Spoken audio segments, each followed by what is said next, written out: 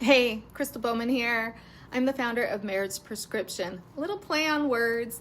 I basically work with marriages where you or your spouse is in medicine, dentistry, or really any high pressure fields.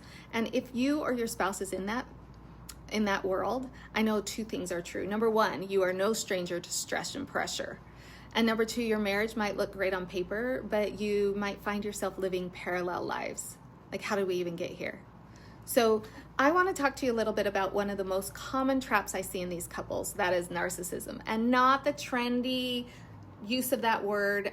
It's based off of Wayne Stoll's work, and he calls it relationship narcissism. Yes, I'm doing this. It's not about, that relationship narcissism is not about being self-obsessed.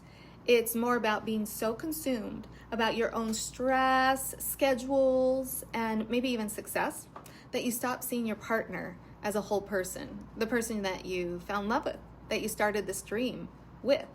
So you start comparing yourself more to like who sacrifices more or who's more exhausted, and maybe like even whose needs matter the most. And suddenly what you were hoping was connection turns into like a big fat competition. And look, it's not because you don't care. It's basically because no one really taught you how to be in a relationship. Hardly anyone understands how to be in a relationship when your career is really the third person in the marriage or the other woman.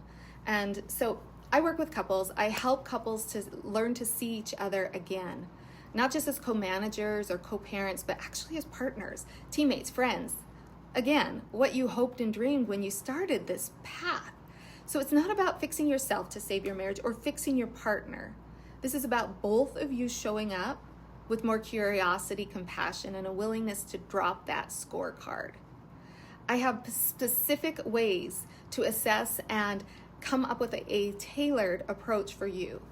And so if your relationship feels more clinical than it feels connected, just know that you're not alone. You don't have to stay stuck.